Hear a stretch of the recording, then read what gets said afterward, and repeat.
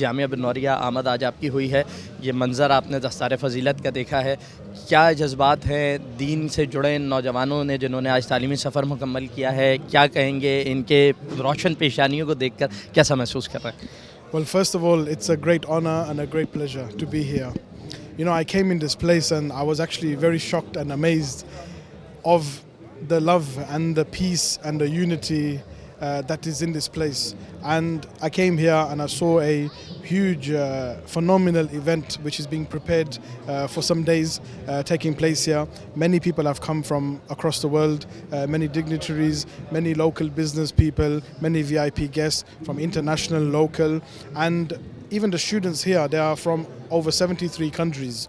And these are some countries that we serve humanitarian aid to. So for me to see these children having a good success and a successful journey in their life, it actually makes me very emotional. At the same time, very happy that there are individuals who can go back to these poor countries and they can grow their families and the generations to come.